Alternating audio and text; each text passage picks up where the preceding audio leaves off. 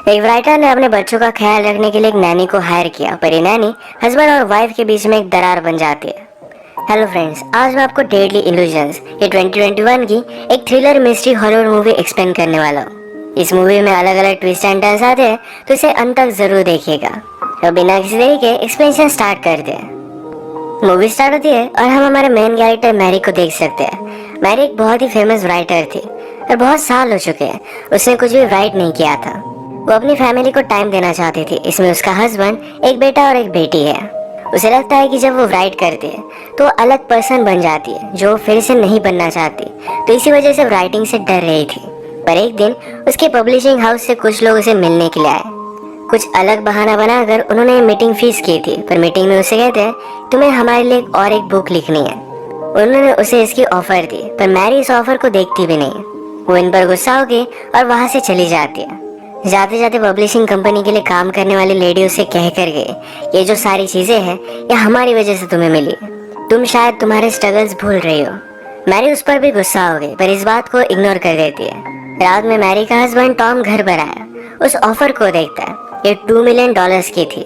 इतने सारे पैसे मैरी ने पूरी बुक्स लिखकर भी नहीं कमाए थे। इस बात से वो बहुत ही ज्यादा सरप्राइज्ड हो गया। वो मैरी से कहता है कि तुम्हें इसे सीरियसली कंसीडर करना चाहिए। वो मैरी को कुछ डायरेक्टली बता नहीं पा रहा था, पर रात में उससे वो बात करता है। कहता है हमने जो पैसे सेव करके रखे थे उसमें से हाफ उसने वेस्ट कर दिए। ये पैसे उनके रिटायरमेंट के लिए थे। मैरी इस बात से डिस्टर्ब हो जाती है, पर अब उसे बुक लिखनी ही पड़ेगी क्योंकि उसके पास दूसरा कोई ऑप्शन नहीं है। अगले दिन मैरी अपने फ्रेंड इलिन के साथ स्पा में गई हुई थी। उसे सारी प्रॉब्लम बता रही थी। मैरी अपने बच्चों के लिए वरी करती है कि अगर वो बुक लिखेगी तो अलग पर्सन बन जाती है, अपने बच्चों का अच्छे से ख्याल नहीं रख पाएगी। इलिन ने कहा कि उनका ख्याल रखने के लिए तुम एक लड़की हायर कर सकती हो। मैरी को बात पहले सही नहीं लगती, पर फिर भी उसे ट्राई करती है। अलग अलग लड़कियों का उसने इंटरव्यू लिया। फिर लास्ट में ग्रेस आई। मैरी कॉफी बनाने के लिए गई, तभी ग्रेस कुछ पढ़ रही थी। मैरी को बात बहुत अच्छी लगती है। उसे लगता है कि अगर उसके बच्चे ग्रेस को बुक्स पढ़ता हुआ देखे तो वो भी बुक्स पढ़ सकते हैं। इन्होंने फिर बुक्स को लेकर डिस्कशन किया और मैरी को ग्रेस बहुत अच्छी लगी थी। थोड़ी देर में यहाँ बच्चे भी आ गए। ग्रेस उनके साथ बहुत ही अच्छे से बात करती है। ग्रेस ने घर में मैरी की बुक देखी और ये देखकर वो बहुत ही एक्साइटेड हो गई कि वो एक्चुअल राइटर के घर में है।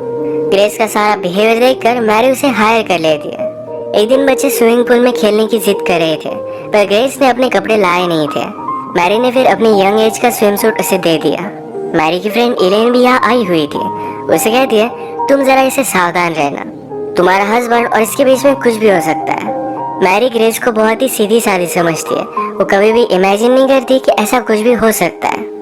रात में ग्रेस बच्चों को संभाल रही थी, तभी टॉम और मैरी ये दोनों इंटीमेट हो जाते हैं। बच्चों को संभालते संभालते इन दोनों को इतना टाइम मिलता नहीं था। ये दोनों ग्रेस पर खुश थे। नेक्स्ट डे फिर मैरी ने अपना बुक लिखना स्टार्ट कर दिया था। एक दिन मैरी के पैर पर चोट आ गई। ग्रेस उसे हेल्प कर रही थी तो उसके इनरवेयर को उसने नोटिस किया। मैरी कहती है चलो हम तुम्हारे लिए शॉपिंग के लिए चलते हैं। वो उसके साथ चेंजिंग रूम में थी। ग्रेस की बॉडी देखकर मैरी को लगता है कि जब वो यंग थी उसकी बॉडी भी इसी तरीके से थी। अब वो अपनी यंग बॉडी को मिस करती है। ग्रेस ने मैरी के हाथ लिए और अपने आप पर रखे। वो कहती है तुम फील कर पाओ इसलिए मैंने ये किया। वो क्लियरली उसके साथ फ्लर्ट कर रही थी। इसके बाद मैरी की जो अपनी बॉडी को लेकर इनसिक्योरिटी थी, यही बात वो टॉम को बताती है। वो उसे पूछती है क्या तुम्हें लगता है मुझे प्लास्टिक सर्जरी करनी चाहिए। टॉम कहता है कि ऐसा कुछ भी करने की जरूरत नहीं है। तुम पहले जितनी ब्यूटीफुल थी अब भी उतनी ही ब्यूटीफुल हो। तुम्हारा माइंड, तुम्हारा इंटेलिजेंस, ये सारी चीजें मुझे तुम में बहुत अच्छी लगती है। मैरी अपने बुक के कैरेक्टर्स को लेकर बहुत ही कंफ्यूज थी। उसे वो कैसे होने चाहिए ये समझ में आ नहीं रहा था। यही बात सोचते सोचते उसने घर में ग्रेस को नोटिस किया। उसी पर वो अपना कैरेक्टर बेस्ड कर देती है। एक दिन उसके पब्लिशिंग हाउस से कुछ लोग उसे मिलने के लिए आए। उसके बुक्स के लिए वो आइडिया उसे दे रहे थे। तभी मैरी हमेशा ग्रेस के बारे में सोच रही थी। अगले दिन मैरी अपने फ्रेंड इलिन के साथ बात करती है। कहती है ग्रेस को मैं पहले बहुत ही अलग समझती थी, पर अचानक से वो उससे बहुत ही ज्यादा अट्रैक्टेड होने लग चुकी है। पहले उसे ऐसा कुछ भी नहीं लगता था। इलिन ने उसे कहा कि ये जो तुम्हें एनर्जी महसूस हो रही है ये तुम अपनी राइटिंग में यूज कर सकते हो। मैरी और टॉम एक ग्रेस से बहुत ही खुश थे तो उसे फुल टाइम अब रख लेते हैं। एक रात ये दोनों एक पार्टी पर गए। इलिन का हस्बैंड मैरी से कहता है तुम्हारी फोर्थ बुक बहुत ही अच्छी थी, तुम्हें उस तरीके से फिर से राइट करना चाहिए। मैरी कहती है, जब मैंने उस बुक को लिखा था तो मेरे लाइफ में मैं बहुत ही डार्क प्लेस पे थी और फिर से उस प्लेस पर नहीं जाना चाहती। एलिन का हस्बैंड कहता है, शायद वही डार्कनेस एक राइटर को आर्टिस्ट बनाता है। अगले दिन मैरी अपने स्विमिंग पूल के पास हैंग आउट कर रही थी। वो ग्रेस को उसे मसाज करने के लिए कहती है, तो उसे बहुत अच्छा लगा तो स्विमिंग पूल में कूद गई। उसने ग्रेस को भी अपने पास आने के लिए कहा। ये दोनों एंजॉय कर रहे थे। बाहर आने के बाद दोनों ड्रंक हो जाते हैं। ग्रेस मैरी से कहती है कि कभी भी मैंने लाइफ में इसे फैमिली की तरह फील नहीं किया था। आपके साथ मुझे बहुत अच्छा लगता है। मैरी भी उसे सहारा देती है, कहती है, तुम्हारी वजह से मैं कुछ लिख पाई। इसके बाद मैरी जब उठी तो ग्रेस उसके साथ सोई हुई थी। उसे लगता है कि दोनों इंटीमेट हो गए। मैरी पहले जब भी राइट करती थी तो क्या रियल क्या नहीं इसके बारे में डिस्टिंग्विश नहीं कर पाती, तो उसे पता नहीं कि वो ग्रेस के साथ इंटीमेट हुई भी या नहीं। नेक्स्ट डे सब मैरी के बच्चों का प्ले देखने के लिए गए। यहाँ पर मैरी ने ग्रेस से बात की। उससे कहती है, कल जो भी हुआ ये फिर से नहीं होना चाहिए, हम इसके बारे में बात भी नहीं करेंगे। ग्रेस कहती है कि कल कुछ भी नहीं हुआ।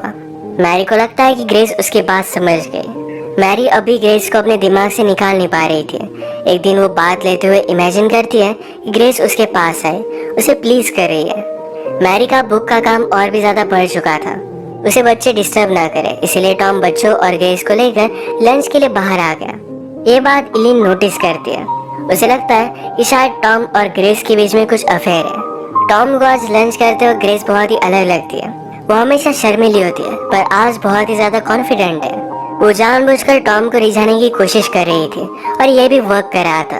वो उसे कहता है कि आज तुम बहुत ही अलग लग रहे हो, एक ग्रोन वुमन की तरह।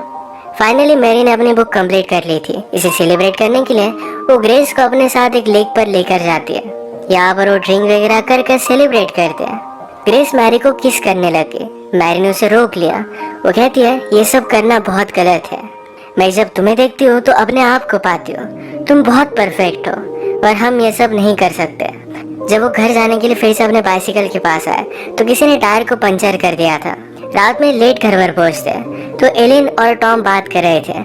मैरी ने उसे पूछा कि तुम यहाँ क्यों हो। एलिन कहती है कि मुझे लगता है कि टॉम और ग्रेस के बीच में अफेयर चल रहा है, इसी के बारे में बात करने के लिए मैं आई हुई थी। मैरी ने पहले भी एलिन और टॉम को एक साथ देखा था तो इस वजह से वो एलिन पर ही शक करने लग जाती है। एलिन भी इस बात पर गुस्सा हो गई। उससे कहती है, तुम मेरी बेस्ट फ्रेंड हो, तुम्हारे साथ मैं ऐसा कभी भी नहीं कर सकती। इसके बाद वो यहाँ से चली गई। डिनर का प्रिपरेशन करते वक्त ग्रेस और मैरी एक साथ है तो इसमें ग्रेस मैरी को प्लीज करने लगती है। टॉम यहाँ पहुंचा पर वो कुछ भी देख नहीं पाता। मैरी को जरा नींद आ रही थी तो जल्दी सो जाती है। बीच रात में उसे अचानक से कुछ आवाज आ रहे थे। वो देखने के लिए गई तो ग्रेस और टॉम इंटीमेट हो रहे थे। ग्रेस से नोटिस करती है पर टॉम को कहती है उसे स्लीपिंग पिल्स ली हुई है, वो जब उठेगी तो उसे कुछ भी याद नहीं रहेगा। उठने पर मैरी को सब कुछ याद था। वो देखती है कि ग्रेस उसकी फैमिली के साथ डिनर कर रही थी। इस बात पर वो बहुत ज्यादा गुस्सा हो गई। उसने ग्रेस को बाहर निकाल दिया। रात में वो टॉम से फाइट करती कहती है, मैंने इस फैमिली के लिए सब कुछ सैक्रिफाइस कर दिया, मेरे करियर को भी छोड़ दिया और मुझे इसके बदले में क्या मिला, तुम मुझ पर चीट कर रहे हो। टॉम कहता है कि ऐसा कुछ भी नहीं हुआ था, ये सिर्फ तुम्हारा एक सपना था। अगले दिन मैरी ने ग्रेस को जिस एजेंसी से अपॉइंट किया था वहाँ पर कॉल लगाया। वहाँ से उसे पता चलता है कि उनकी एजेंसी में ग्रेस नाम की कोई भी लड़की काम नहीं करती। मैरी बहुत ही ज्यादा सस्पिशियस हो गई। अब ग्रेस के बारे में और भी इंफॉर्मेशन निकालने के लिए निकल पड़ती है। ग्रेस जो बुक पढ़ रही थी उसी बुक की इंक्वायरी उसने लाइब्रेरी में की। इस बुक को किसी और ने पढ़ने के लिए नहीं लिया था पर मैरी को अब ग्रेस का रियल नेम पता चल गया। अब वो कंफर्म हो चुकी थी कि ग्रेस में कुछ ना कुछ तो गलत है। इसी के बारे में बात करने के लिए वो एलिन के पास गए पर डायरेक्टली एलिन का मर्डर हुआ हम देख सकते हैं। मैरी ने पुलिस को कॉल किया पर पुलिस का प्राइम सस्पेक्ट मैरी ही बन जाती है क्योंकि जिस नाइफ से एलिन का मर्डर किया था उस नाइफ पर मैरी के फिंगरप्रिंट्स थे। सीसीटीवी कैमरे में मैरी की तरह ड्रेसअप की हुई एक लड़की वहां पर गई हुई थी। मैरी कहती कि इस कैमरे में कोई भी हो सकता है। उसे बचाने के लिए टॉम वहां पर लॉयर के साथ पहुंच गया। मैरी को अब लग रहा था कि ये सारी चीजें ग्रेस ने की क्योंकि कल रात ही एलिन ने उस पर शक किया था। मैरी के पास ग्रेस का रियल एड्रेस था। डायरेक्टली उसके घर पर पहुंच गई। घर पर वो ग्रेस के फॉस्टर मॉम से मिलती है। उसने उससे कहा कि वो जब छोटी थी तब उसके पेरेंट्स ने उसे बहुत अब्यूज किया था, इसके लिए वो जेल में भी गए थे। मैरी यहाँ पर नोटिस करती है कि लेडी अलग अलग आवाज में बात कर रही थी, यानी कि उसे स्प्लिट पर्सनालिटी डिसऑर्डर था। ये देखकर मैरी जल्दी से वहाँ से निकल जाती है। उसने घर पर टॉम को कॉल लगाया कि ग्रेस को घर में आने मत दो, वो बहुत ही डेंजरस है। पर ग्रेस ऑलरेडी घर में थी। टॉम जब शावर में था तो मैरी की तरह कपड़े पहनकर ग्रेस उसके पास आती है। इसका मतलब है एलियन का मर्डर उसने ही किया था। अब वो टॉम के साथ इंटीमेट होना चाहती थी, पर टॉम उसे कहता है कि मैं अब कोई भी गेम्स नहीं खेलना चाहता। उसका उसके साथ होना एक गलती थी। ग्रेस ने उसे सीड्यूस किया था। ये बात सुनकर ग्रेस बहुत ज्यादा गुस्सा हो गई। वो टॉम पर चाकू से बहुत सारे वार कर देती है। वो उसे मार ही देती है, तब तक मैरी वहां पर पहुंच गई। ग्रेस जल्दी से कपड़े बदल कर मैरी के सामने आई। मैरी ने टॉम के बारे में पूछा तो कहती है कि टॉम शावर ले रहा है, तुम वहां पर मत जाओ। मैरी को सस्पिशियस लगा और वहां पर पहुंची तो टॉम ब्लीड कर रहा था। ग्रेस फिर से अपने हाथ में चाकू ले लेती है, पर वो अपने आप को कंट्रोल कर रही थी। वो भी अलग अलग दो आवाज में बात करती है। ग्रेस की भी दो पर्सनैलिटीज थी। अपने आप को प्रोटेक्ट करने के लिए एक डेंजरस सी पर्सनैलिटी उसने डेवलप की थी। उसकी एक पर्सनैलिटी उसे बोल रही थी कि इन दोनों को मार डाले, पर एक्चुअल ग्रेस उसे रोक रही थी। ग्रेस अपने आप को फिर से उस स्वीट लड़की में कन्वर्ट करना चाहती थी, पर उसकी दूसरी पर्सनैलिटी उसे करने नहीं देती। उसने मैरी पर हमला कर दिया। ग्रेस की सेकंड पर्सनैलिटी बोली कि तुम मैरी से प्यार करने लगी, इसलिए मुझे मारना चाहती थी। ये इविल पर्सनैलिटी पूरी तरीके से कंट्रोल ले लेती है। वो मैरी को मारने वाली थी, पर मैरी ने उसके सर पर हमला कर उसे बेहोश कर दिया। अब इसके बाद मूवी में डायरेक्टली 1 साल बीत चुका है। मैरी ने अपनी बुक कंप्लीट कर ली है। वो अपने फैमिली के साथ बहुत ही खुश हम देख सकते हैं। मूवी के एंड सीन में वो ग्रेस से मिलने के लिए गई। मैरी ने उसे हॉस्पिटल में एडमिट कर दिया है। उसे ठीक होने में हेल्प कर रही है। ग्रेस की जो एक्चुअल पर्सनैलिटी थी ये बहुत अच्छी थी, और इसी को सेव करने के लिए मैरी उसे हेल्प कर रही है। ये दोनों अब बहुत ही अच्छी फ्रेंड्स हैं। इसी के साथ ये मूवी एंड हो जाती है। ग्रेस बचपन में अब्यूज हुई थी, तो इसी वजह से हमेशा से फैमिली को पाना चाहती थी। वो जब मैरी की फैमिली से मिली तो ये खुद के लिए स्टील करना चाहती थी। फिर उसकी अलग पर्सनैलिटी उस पर हावी होने लग गई। उसी पर्सनैलिटी के वश में आकर उसने ये सारी चीजें की थी। तो इसी के साथ आज का वीडियो हम खत्म करते हैं। अगर आपको एक्सप्लेनेशन अच्छा लगा तो प्लीज इसे लाइक और कमेंट जरूर कर दीजिएगा। मैं बहुत सारी मूवीज लेकर आता रहता हूँ, तो प्लीज इस चैनल को सब्सक्राइब कर दीजिए। बेल नोटिफिकेशन आइकन दबाना मत भूलिएगा। हम फिर से मिलेंगे और एक नई मूवी के साथ। तब तक के लिए थैंक यू, और आप अपने आप का ख्याल रखिए।